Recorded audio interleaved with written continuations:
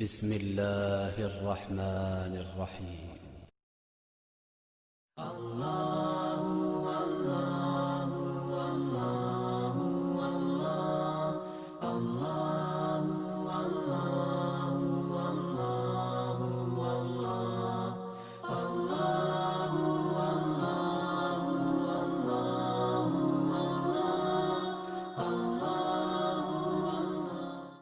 الحمد لله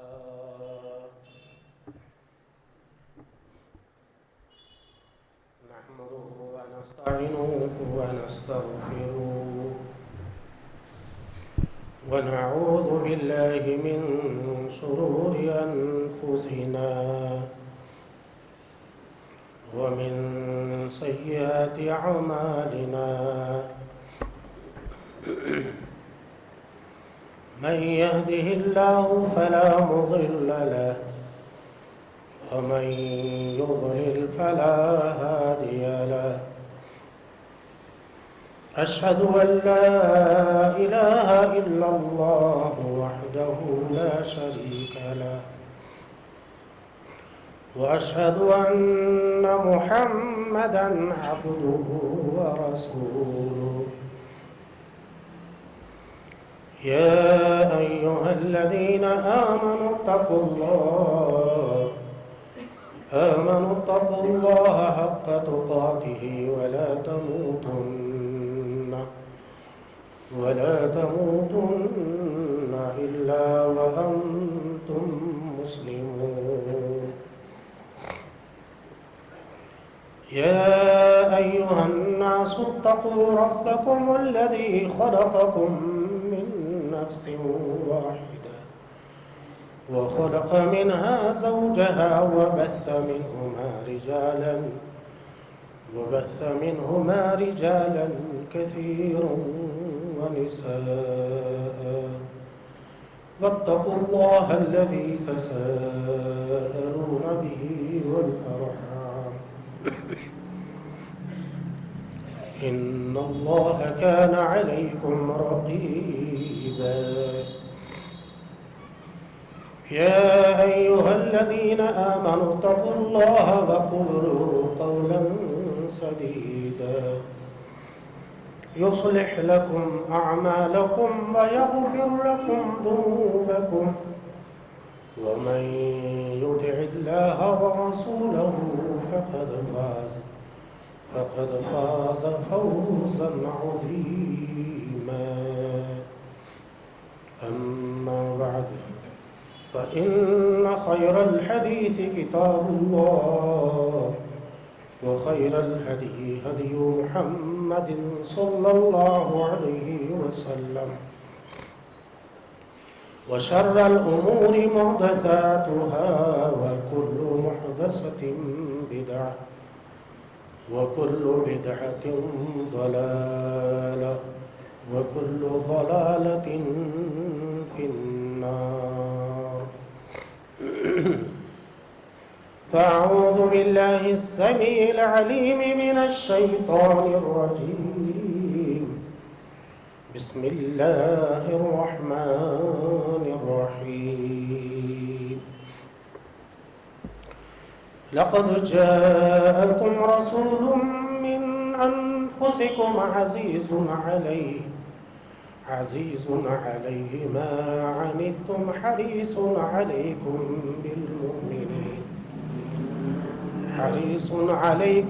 بالمؤمنين رؤوف رحيم ہر قسم کی تعریف حمد و ثنا بزرگی و بڑائی اللہ وحدہ لا شریک کے لیے لائق و زیبا ہے۔ اسی نے اپنی قدرت سے اس کائنات کو بنایا، بے شمار مخلوقات کو پیدا فرمایا، ان تمام مخلوقات میں اولاد آدم کو بڑی عزت و فضیلت بخشی، ان کی رشد و ہدایت کے لیے بے شمار انبیاء و رسول بھیجے اور اپنی کتابیں نازل کیا، اپنی حجت تمام کر دی۔ یقیناً ہم اس بات کی گواہی دیتے ہیں ہماری جانی اور مالی عبادتیں، ہماری نماز، ہماری قربانی، ہماری زندگی، ہماری موت سب اللہ وحدہ لا شریک کے لیے ہے، اس کے ذات میں کوئی شریک نہیں، اور اس بات کی بھی گواہی دیتے ہیں کہ حضرت صلی اللہ علیہ وآلہ وسلم اللہ کے آخری پیغمبر اور سچے رسول ہیں۔ اللہ نے نبوت کے سلسلے کو آپ صلی اللہ علیہ وسلم پر ختم کیا، آپ ہی خاتم النبیین ہیں، اب قیامت تک کوئی نبی آنے والا نہیں۔ جس نے آپ صلی اللہ علیہ وسلم کی اطاعت و فرمان برداری کر لیا وہ رشد و ہدایت کو پا گیا، دنیا و آخرت کی کامیابی و کامرانی اپنی مقدر کر لیا، اور جس نے آپ صلی اللہ علیہ وسلم کی نافرمانی کیا، آپ کی لائی ہوئی شریعت سے روگردانی کیا، اس کی دنیا بھی برباد ہوئی، اس کی آخرت بھی برباد ہوئی۔ اس مختصر تعریف کے بعد بے شمار لا تعداد انگنت درود و سلام ہو نبی محترم صلی اللہ علیہ وآلہ وسلم پر اور اللہ کے تمام پیغمبروں پر، اس کی تمام صالحین بندوں پر۔ اللہم صلی علی محمد وعلی آل محمد کما صلیت علی ابراہیم وعلی آل ابراہیم انکا حمید مجید۔ اللہم بارک علی محمد وعلی آل محمد کما بارکت علی ابراہیم وعلى آل إبراهيم إنك حميد مجيد۔ محترم سامعین حضرات اور اسلامی ماں اور بہنوں، خطبہ مسنونہ کے بعد قرآن مجید سورہ توبہ کے اختتام پر اللہ نے جو احسان عظیم ہم پر کیا ہے ان آیت مبارکہ کو تلاوت کیا۔ آج اس آیت مبارکہ کے بارے میں کچھ باتیں گوش گزار کرنے کی سعادت حاصل کر رہا ہوں۔ آیت کا ترجمہ پیش کرنے سے پہلے میں آپ تمام حضرات کو میری باتیں بغور سننے کے لیے توجہ کا طالب ہوں، میری باتیں توجہ سے سنیں۔ یہ دنیا میں اصول ہے جو استاد اپنے شاگردوں کے لیے، جو حکمراں اپنی رعایا کے لیے جس قدر کوششیں کرتا ہے، دن اور رات محنت کرتا ہے، ان کی ترقیوں کے لیے، ان کے فلاح و بہبود کے لیے جو کوششیں کر جاتا ہے، ایسا استاد اپنے شاگردوں کی نظر میں، ایسا حکمراں اپنے رعایا کی نظر میں ہر دل عزیز ہو جاتا ہے، چہتا اور پیارا بن جاتا ہے۔ یہ اصول ہے دنیا کا۔ اسی اصول کو ہم سامنے رکھتے ہوئے آج ایک بات پر ہم غور کرنا چاہتے ہیں۔ وہ یہ بات ہے کہ زمین کے اوپر، اس آسمان کے نیچے، نبی اکرم صلی اللہ علیہ وسلم سے زیادہ خیر خواہ اور مہربان اس کائنات نے نہیں دیکھا، اور اپنی امت کو جہنم سے بچانے کے لیے، ان کے فلاح و بہبودی کے لیے دن اور رات انہوں نے جو کوششیں کی اور جو محنتیں کی، اسی کا ذکر اللہ تعالیٰ نے اس آیت مبارکہ میں کیا۔ لَقَدْ جَاءَكُمْ رَسُولٌ مِّنْ أَنفُسِكُمْ عَزِيزٌ عَلَيْهِ، تمہارے اندر ایک ایسے پیغمبر، تمہارے اندر ایک ایسے نبی ہم بھیجے ہیں جو تمہاری ہی جن سے ہے، یعنی بشر میں سے ہے۔ جیسے کہ فساد عقیدہ والے کہتے ہیں نور ہے، فلاں ہے، فلاں ہے، کچھ نہیں، کسی نے نور کہا تو آپ کا درجہ گھٹا دیا اور وہ شرک کے دہانے کو پہنچ گیا۔ مختصر اس کی وضاحت کی اس وقت ضرورت نہیں ہے، کبھی موقع مل جائے۔ تو اللہ نے یہاں پہلے وضاحت کیا، ہم آپ کے لوگوں کے اندر ایک ایسے پیغمبر کو بھیجیں جو تم ہی میں سے، یعنی انسانوں میں سے ہیں، اور وہ پیغمبر کی چاہت، وہ پیغمبر کی خواہش، وہ پیغمبر کی آرزو و تمنا کو اللہ نے بیان کرتے ہوئے کہا کہ تمہارے ہر فائدے کے خواہش مند، تمہارا ہر نقصان ان کی طبیعت پر گراں گزرتا ہے، وہ تمہارے فائدے کے بڑے حریص ہیں، اور تمہاری نقصان کی بات ان کے دل پر گراں گزرتی ہے، خصوصاً اہل ایمان کے لیے بڑے شفیق اور مہربان ہیں۔ مختصر سی اس آیت کی وضاحت، یعنی اس کے ترجمے کے طور پر آپ لوگوں کے سامنے رکھا۔ ان آیات پر غور کرنے سے یہ بات واضح ہوتی ہے کہ نبی اکرم صلی اللہ علیہ وسلم جیسے ذات گرامی کائنات نے نہیں دیکھا جو اپنی امت کی ترقی کے لیے، امت کی فلاح و بہبود کے لیے اور ان کو اللہ کے عذاب سے بچانے کے لیے اور انہیں جنت میں لے جانے کے لیے دن اور رات جو محنتیں کی ہے، اسی کا ذکر اللہ تعالیٰ نے اس آیت میں کیا۔ اللہ نے خود اس بات کی گواہی دی کہ وہ تمہارے فائدے کے بڑے خواہش مند، بڑے آرزو رکھنے والے، بڑی تمنائیں رکھنے والے، اور تمہارا نقصان ان پر گراں گزرتا ہے۔ کیسے گزرتا ہے؟ تھوڑی تفصیلات میں آگے دے رہا ہوں۔ قرآن مجید میں ایک جگہ اللہ تعالیٰ نے اس کا نقشہ کھینچتے ہوئے کہا، سورۃ الکہف کی آیت نمبر 6 میں، فَلَعَلَّكَ بَاخِعٌ نَفْسَكَ عَلَىٰ آثَارِهِمْ إِن لَّمْ يُؤْمِنُوا بِهَٰذَا الْحَدِيثِ أَسَفًا۔ کفار مکہ یا دیگر مشرکین جو اطراف و اکناف میں تھے، دن اور رات آپ صلی اللہ علیہ وسلم اللہ کی طرف لوگوں کو بلاتے کہ اے لوگوں، اللہ کی ایک مانو، اللہ کی توحید کا اقرار کرو، مجھ پر ایمان لاؤ، اللہ پر ایمان لاؤ، یہ تمام باطل معبودوں کی پرست سے اپنے آپ کو بچاؤ، اپنے آپ کو روکو، اور اللہ کا نازل کردہ قرآن یہ اللہ کا فرمان ہے، اس پر ایمان لاؤ۔ تو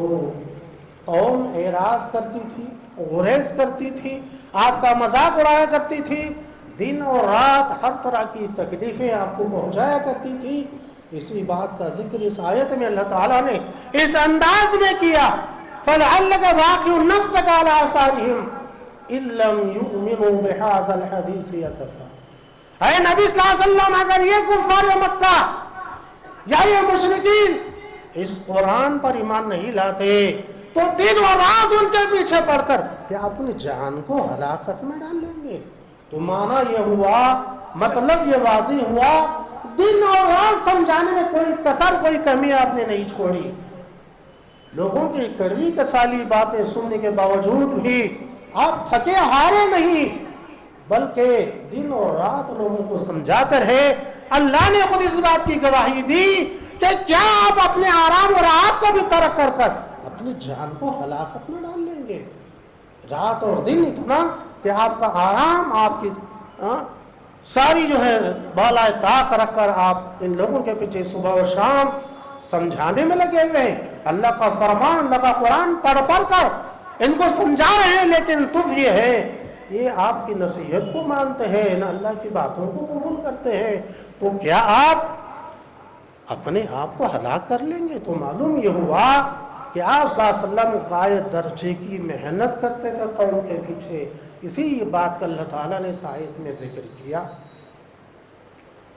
نبی اکرم صلی اللہ علیہ وسلم نے بھی اپنے اس بات کی وضاحت اس مثال کے ذریعے سے دی، جس کو امام بخاری، امام مسلم رحمہ اللہ، حضرت ابو ہریرہ رضی اللہ عنہ سے اور دیگر روایات میں حضرت جابر سے بھی روایتیں ہیں۔ مختصر آپ نے فرمایا، میری مثال اور لوگوں کی مثال ایسی ہے۔ آپ نے مثال دے کر سمجھائی، مثالوں سے بات سمجھ میں آتی ہے، قوم کے پلے پڑتی ہے، تو آپ نے مثال سے سمجھایا کہ میری مثال اور لوگوں کی مثال ایسی ہے کہ کسی نے اندھیرے میں آگ جلائی، جب وہ آگ جلی تو اس کی روشنی اطراف پھیل گئی، تو روشنی کے دیوانے کی جو پتنگے اس میں آ کر گرنے لگ گئے۔ یہ میرا تجربہ ہے، آپ بھی تجربہ کرنا ہے۔ جائیے دیہاتوں میں، کھیتوں کو گھاس اور کچرے کانٹی سے صاف کر کر، موسم کا لحاظ کر کر لوگ آگ لگاتے ہیں تاکہ کچرا جل جائے، تو بے شمار کیڑے آ کر اس میں گرنے لگتے ہیں۔ انسان ترس کھاتا ہے ان کیڑوں پر اور انہیں اٹھا لیتا ہے اور دور لے جا کر پھینکتا ہے، مگر وہ کیڑے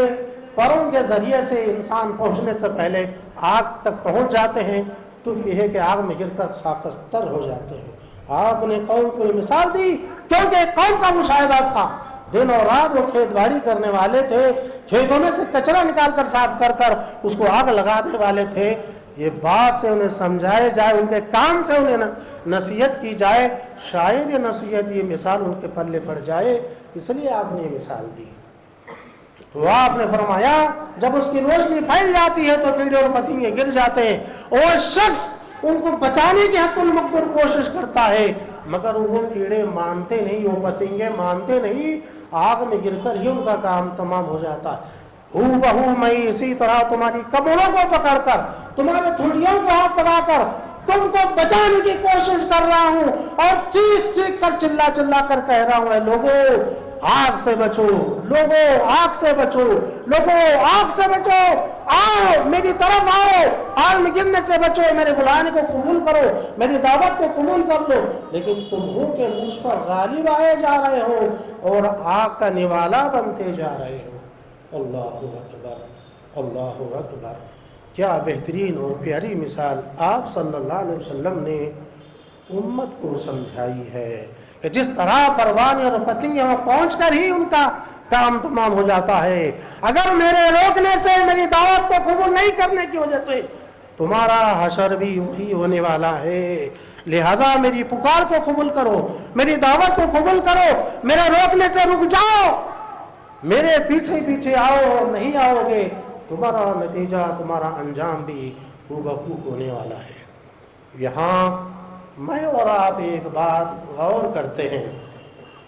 تو نبی اکرم صلی اللہ علیہ وسلم صرف دنیا میں انہیں جہنم سے بچانے کے لیے، اسلام پر گامزن کرنے کے لیے، انہیں گناہوں سے بچانے کے حد تک ہی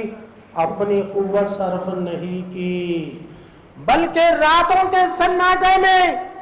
پوری جہان سو رہی ہے، عشرت کی نیند سو رہی ہے، خواب غفلت میں پڑی ہوئی ہے، یہ اللہ کا برگزیدہ پیغمبر مصلی پر رات کی تنہائی میں اپنے رب کی بارگاہ میں کھڑا ہوا ہے، دن میں یہ کام کر رہے ہیں اور رات میں اللہ کے بارگاہ میں مصلی پر کھڑے ہو کر اپنی امت کے حال کو اللہ سے منوا رہے ہیں۔ آئیے اس حدیث کو جاننے کے لیے، اس بات کو جاننے کے لیے ہم اس روایت پر چلتے ہیں جو حضرت عبداللہ بن عمرو بن عاص رضی اللہ عنہما اجمعین، امام مسلم رحمہ اللہ اس کو ان سے روایت لائے ہیں۔ وہ کہتے ہیں کہ نبی اکرم صلی اللہ علیہ وسلم نے ایک دن ان آیات کی تلاوت کی جو ابراہیم علیہ السلام کے بارے میں اللہ نے نازل کیا، یعنی سورہ ابراہیم آیت نمبر 36، رب انہن اضللن کثیرا من الناس فمن تبعنی فانہ منی ومن عصانی فانک غفور رحیم۔ پیارے نبی جب اس آیت کو تلاوت کر رہے تھے تو آپ صلی اللہ علیہ وسلم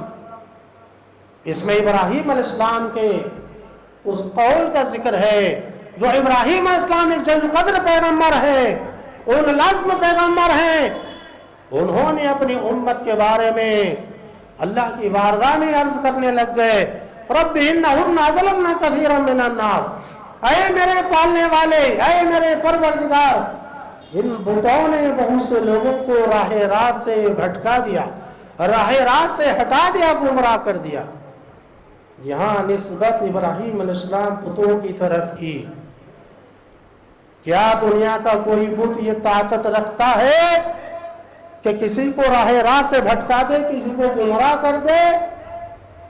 مگر یہاں نسبت بتوں کی طرف ہے، معنی یہ ہے کہ انسان بتوں کی محبت میں مرے جا رہا ہے، اس کو صبح شام ہلاتا ہے، دھلاتا ہے، اس کے سامنے ہاتھ جوڑ کر کھڑے ہوتا ہے، اپنی نظر نیاز، اپنی آو بھگت کرتا ہے اور اس کی محبت میں مرے جا رہا ہے،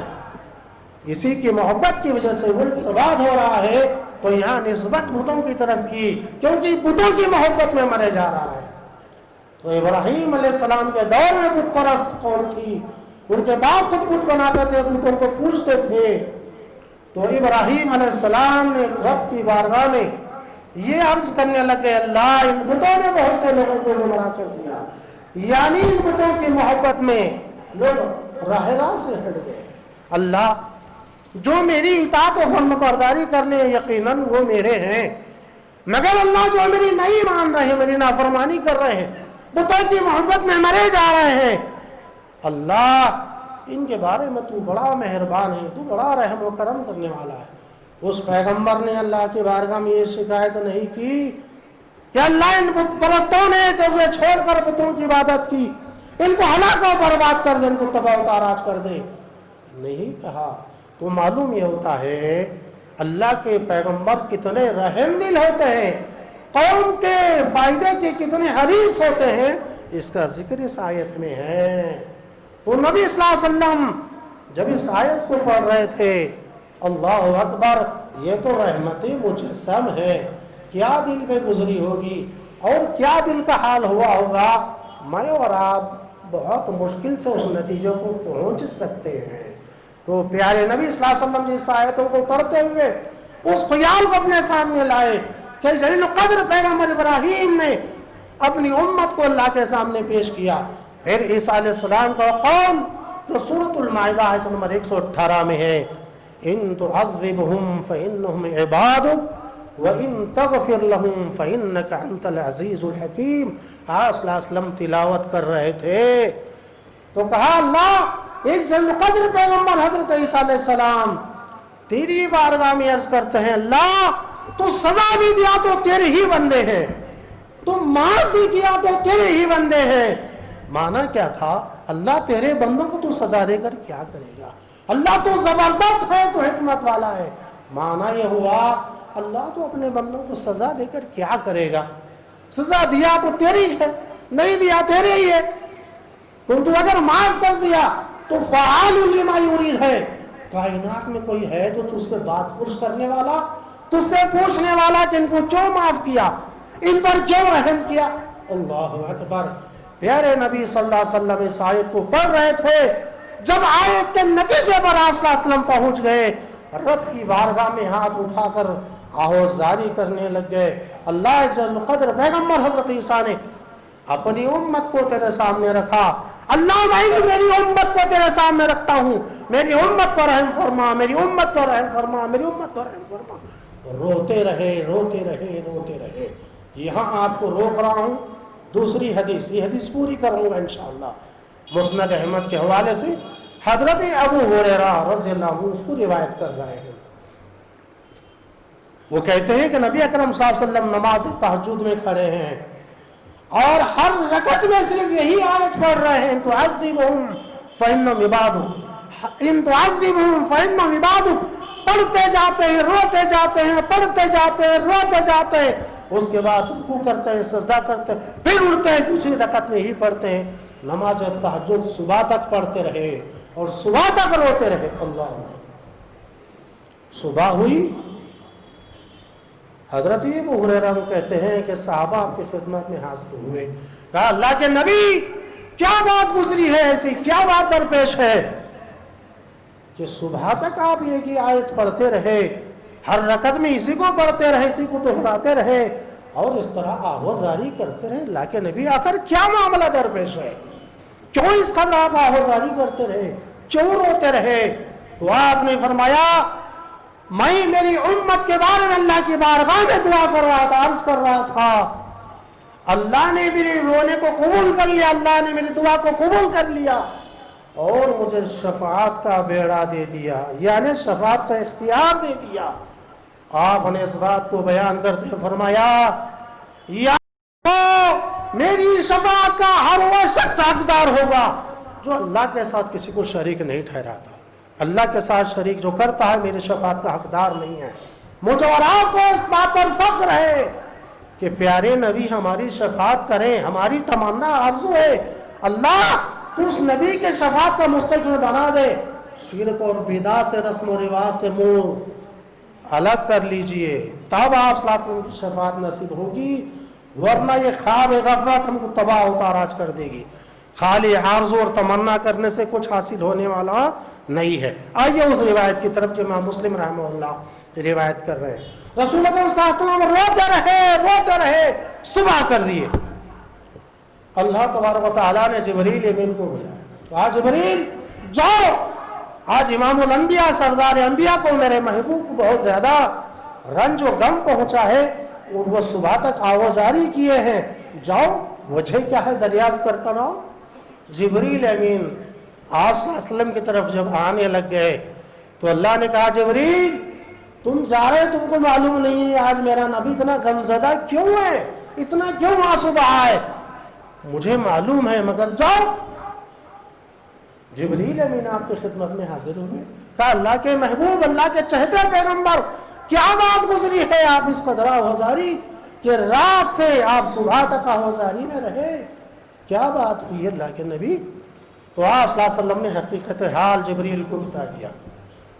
جس بات کا آپ کو خلق کا غم تھا اس لیے آپ رو رہے تھے، بتا دیا۔ جبریل امین اللہ کی بارگاہ میں پہنچے، حالانکہ اللہ تعالیٰ باخبر تھا۔ جبریل علیہ السلام سے سننے کے بعد کہا جبریل جاؤ دوبارہ میرے نبی کے پاس، اس پیغمبر کے پاس، میرے محبوب اور چہتے کے پاس یہ خوشخبری اور بشارت لے کر جاؤ۔ جبریل امین آپ صلی اللہ علیہ وسلم کے پاس دوبارہ بشارت لے کر، خوشخبری لے کر آئے۔ کیا خوشخبری لے کر آئے؟ کہا آئے نبی صلی اللہ علیہ وسلم، آپ اپنی امت کے بارے اس قدر رنجیدہ اور غمگین ہونے کی ضرورت نہیں ہے۔ قیامت کا دن ہوگا، ہم آپ کی آنکھیں ٹھنڈی کر دیں گے، آپ اپنی سفارش سے اپنی امت کو اس قدر جنت میں لے جائیں گے کہ آپ کی آنسو یعنی آپ کی آرزو پوری ہو جائے گی، آپ کا چہرہ کھل اٹھے گا۔ اللہ اکبر۔ نبی صلی اللہ علیہ وسلم کو اگر خوش کرنا ہے، آپ کی آرزو، آپ کی تمنا اگر پوری ہونا ہے،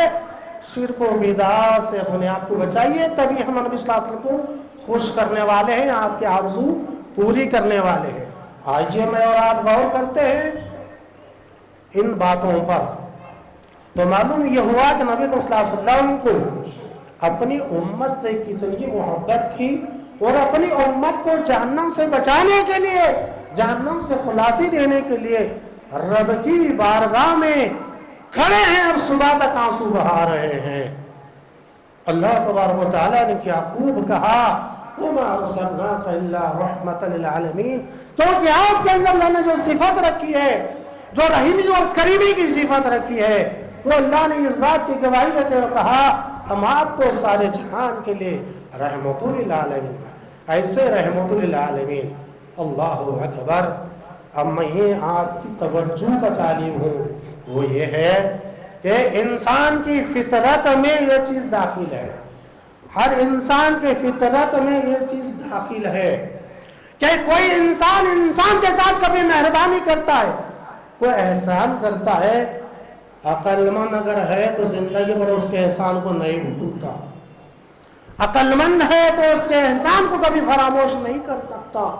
اسی بات کو پیش نظر کر سوچئے کہ نبی صلی اللہ علیہ وسلم سے بڑھ کر ہم پر اور کس کا احسان ہے؟ آپ صلی اللہ علیہ وسلم نے احسان ہم پر کیا ہے، اپنا لوہا اپنی قدرت سے منوا لیا ہے، پوری امت دل و جان سے فدا ہو کر آپ کے ایک احسان کا بدلہ چکا نہیں سکتی۔ تو معلوم یہ ہوا آپ صلی اللہ علیہ وسلم سے غایت درجے کی محبت کریں، جن باتوں کا آپ نے حکم دیا اس پر عمل کریں، جن باتوں سے آپ نے منع کیا فوراً رک جائے۔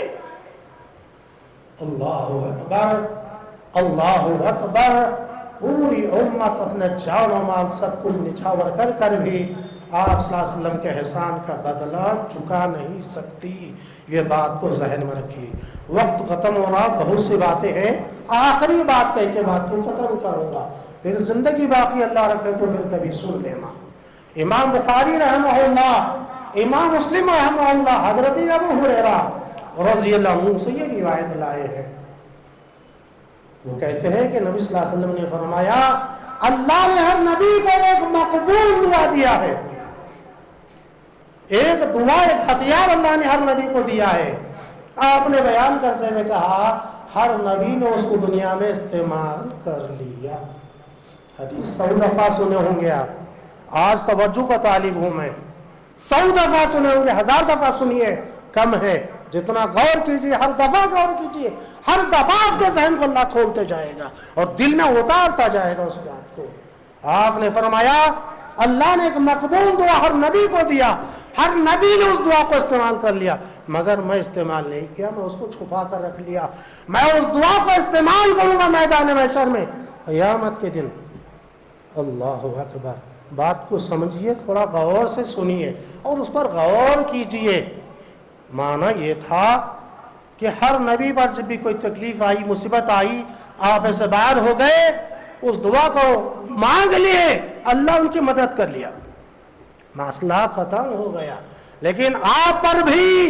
ان پیغمبروں سے کئی گنا زیادہ مصیبتیں آئی۔ طائف کا مقام دیکھیے، سفر ہجرت دیکھیے، جنگ احزاب کا موقع دیکھیے، آپ کا بی پی اتر گیا، قدم کمر سے نہیں اڑتے تھے۔ جنگ احزاب کے موقع پر باہر 10,000 کا لشکر، اندر یہود بھی دشمنی کر رہے ہیں، جس کو جنگ خندق بھی کہتے ہیں۔ اللہ اکبر، ایسے مرحلے آپ صلی اللہ علیہ وسلم سے گزرے ہیں، لیکن آپ نے اس دعا کو استعمال نہیں کیا۔ قابل توجہ کی بات ہے، اس کو اپنی امت کے لیے چھپا کر رکھ دیا،